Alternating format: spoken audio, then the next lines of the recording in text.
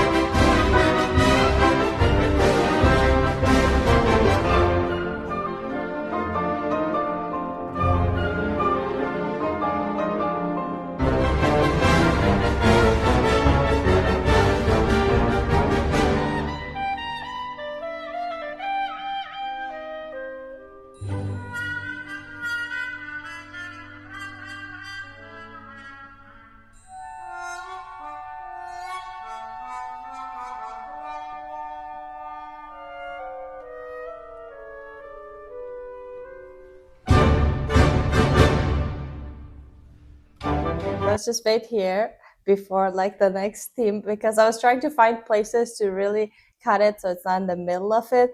But oh my god, what a performance it is. I really love the pianist Khatia Buniatishvili, which she's very famous, but whenever she plays, I mean, I don't want to get too technical with the piano playing necessarily, but her touch is just so diverse. Like you can almost hear, I know they say piano is an orchestra, but not when everybody plays it, because you can just have one same color throughout the instrument, and that's not an orchestra. But the amount of touches and colors that she has on the piano, even with like very little short phrases, like she can switch immediately, and then you can see sometimes like different characters all come out of one instrument, and it's just so pleasant to listen to, because it feels like there's actually two orchestras playing together, and the control on the phrasing, as if like she was just talking through the instrument. I mean,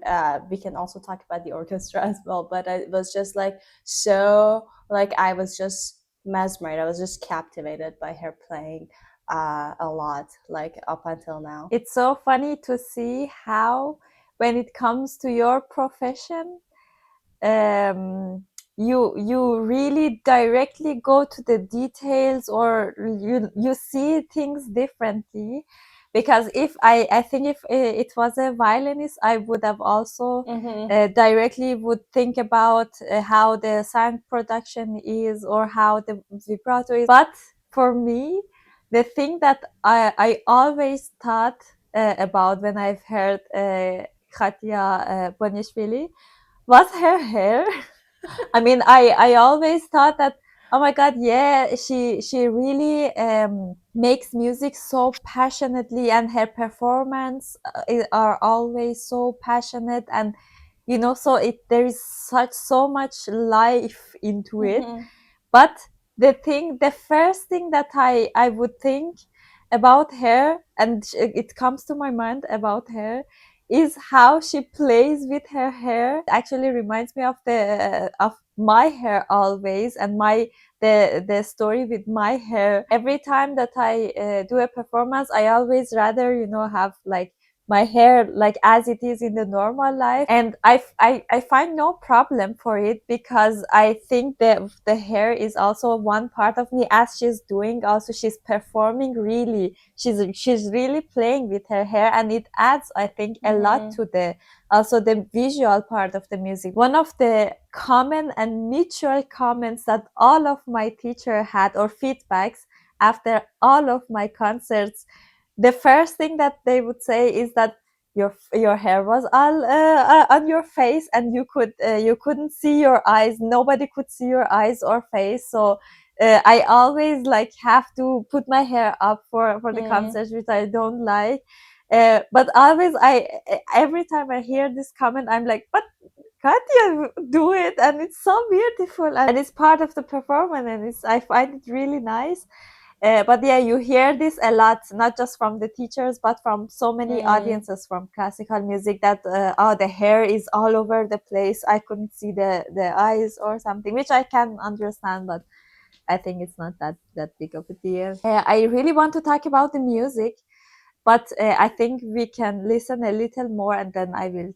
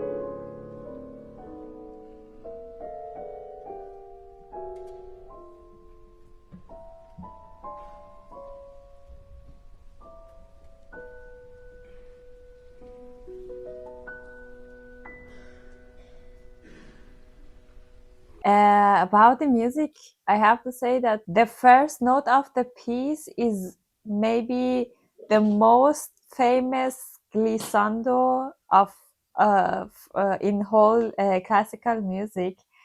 And every time I hear Rhapsody in Blue, the first thing that I that comes to my mind, yeah, the theme, the first theme of it is also really famous and really special. But the first thing that comes to my mind is this first long glissando note, which you have every second you have this feeling that okay, it goes to this note, but it goes higher and then it goes higher and higher. And I think I'm not sure, but I think this where in this version the player extra made it a Yeah, little longer, I maybe. think so. I you are, yeah, okay, yeah, then that wasn't just me, because I was like, wow, it's in, I mean, in my mind was it was long, but not that long. But it's funny that he extra even took more time to make it even like more glissando-ish. And also the funny thing is that this is maybe one of the so limited orchestral slash with a soloist piece, that the orchestra part is more memorable or more a big thing than the soloist, because it's always like the solo part is really big and it's has like so many themes, so many memorable melodies, and it's so iconic. But in this one, I think the soloist is the orchestra, at least in the mind of the composer. It was that I want to write a piece for the orchestra with accompaniment of the piano, not the orchestra is the accompaniment of the piano. And I think the first thing that he wrote was the orchestra, and he was like, I want Yeah, to he use did. these Yeah. themes. Yeah, oh yeah, he did. Yeah, Okay, actually, it then was very yeah. interesting that you say that, because the way that it was composed, it was commissioned for a concert called An Experiment in Modern Music. And I remember when we learned about this, I don't remember the detail, like why he was so last minute in composing this, but he was trying to like showcase like an American music. So he decided to bring jazz on the stage, which was not that common, like on a really like big classical concert hall. But so he decided to do that. But I think he was very last minute. So he was, I think, up until like a few days before the concert, the piano part was not written. So he wrote the orchestra parts, and then he left the piano solo parts that we heard, and then he kind of like improvised them and then wrote them down. That's why when you listen to it, the structure also feels maybe a little like a lot like improvisation, especially the piano part. But the orchestral part was written like as the main things, and then he just put the piano stuff in between them. So that's funny that you actually like realize that kind of like by how the composition structure is placed. Yeah, that makes so much sense.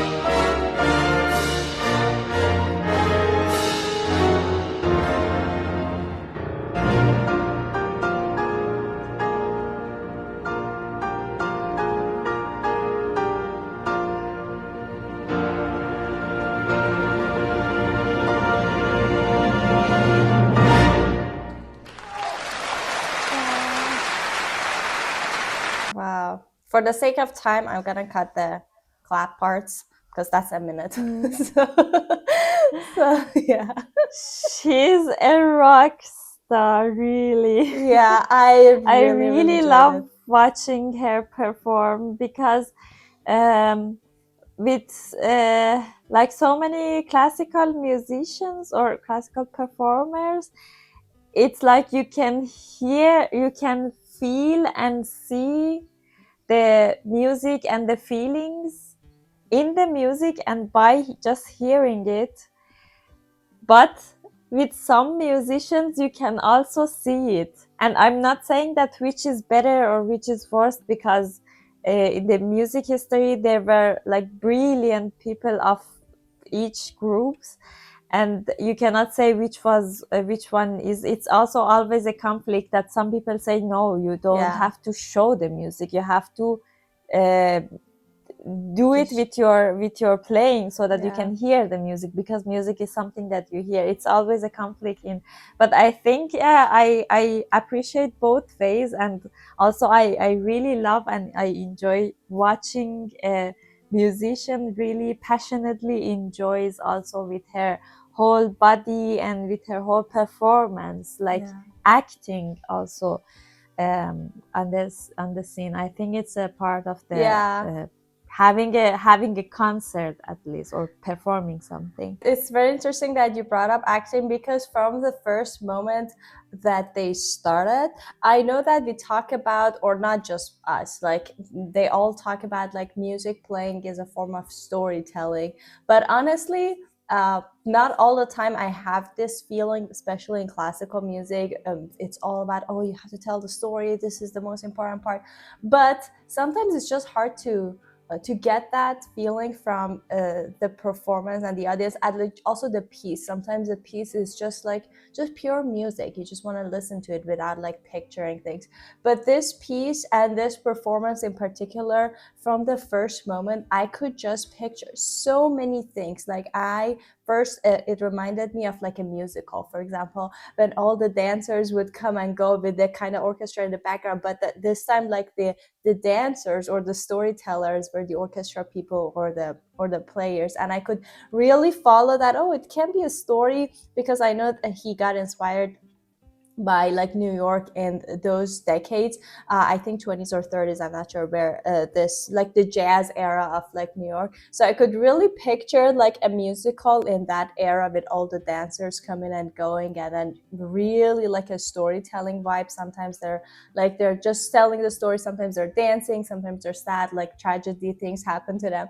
But in the like middle to end of it, it also kind of reminded me like a circus with like huge animal. Like whenever like it would start some of the themes, it reminded me of like the big elephants, for example, walking on a like in a circus, or like doing some like acrobat players that they were just like jumping around. So it was, the whole thing was so picturesque for me. I could just close my eyes and like picture different things, or just keep my eyes open, because like the visuals, as you said, in general were really also storytelling as well. They had like so much narrative in just not just her, but looking at her and all the instrument. Also I know that we normally don't pay attention to it in classical music, but also the videography, how it was filmed. Like it would obviously go to the person that is the most important one at that moment. So I think that will also like help with the narrative if you are watching it not live, obviously, like watch a video. It just like the whole thing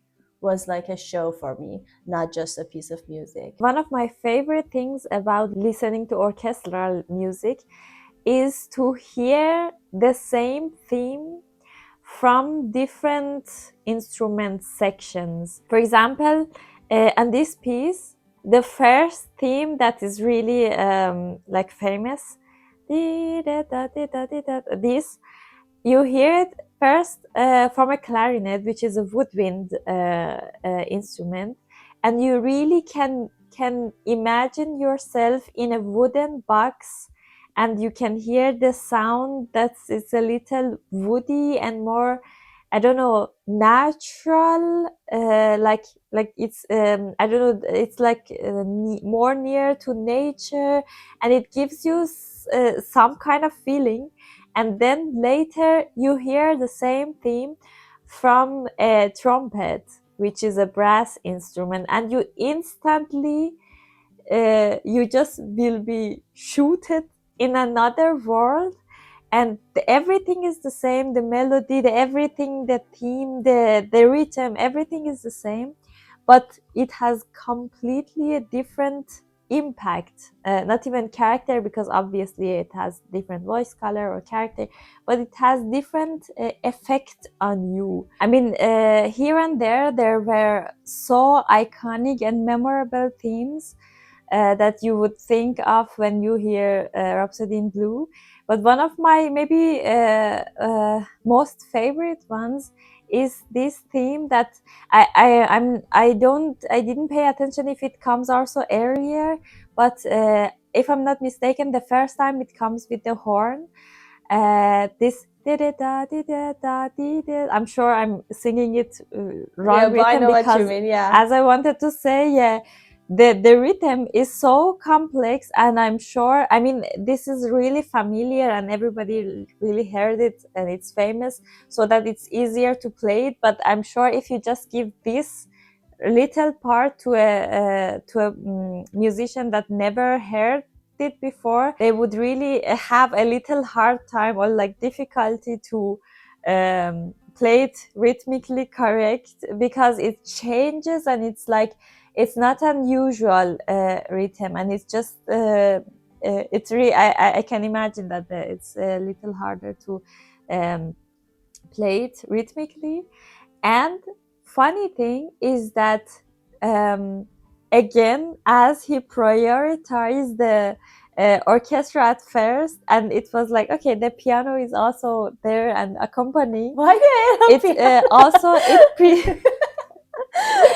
this theme, if I'm not mistaken, was presented first of all through the orchestra and through the horn, and then, like, I don't know, some lines later, it went to the pianist, and even it was the main theme of the piano solo after that, and she was playing it then. And one of my also favorite parts was this part that I think it was the last solo of the piano, that she was playing like this, and you could really hear these two separate lines together, which were also making a really cool polyrhythm together. But you could really hear these two separate lines, even though the one hand was like coming back and forth, but one hand was really making one line, and another hand was making another line, even though they were crossing the notes. And it's and she really did a great job to make this consistency, so that you could really hear two separate lines, but also not as separate as that you it's like completely two separate. You could hear the two separate one at the same time that they are making a cool polyrhythm together also. I really also like this part. Honestly, there is obviously so much to say. I know we say that sometimes in these videos, but we really mean it in this one, because like every minute of it, you could just stop and talk about the, not even the technical part, like the different characters that are there, like, or what you feel like it is, like that, what part of the story it is. Like, for example, the part, like I think it was minute 11 or 11:30 when you were talking about that horn part, then the string started and like a little background of horn, it kind of calmed down everything. It was really had a very soaring feeling, as if you're just flying on the sky, but not in a helicopter or something, as if you're like a huge bird and you're just seeing all these like landscape underneath you. That really also had that feeling for me, so I really thought I should share that. But there is like so And much exactly more. as you said, I can imagine it. And because of the rhythm that is unsettling, and it wasn't like the typical structured like rhythm, this theme repeated like 2-3 times with different rhythms, and it gave it this like feeling of I'm really free. And it's like, you can imagine, in the time that this bird is flying, it's a little windy, and the bird is not trying to control it. It's like it's moving with the wind, sometimes here, sometimes a little more far away. And like, I don't know, maybe the bird is a little even drunk.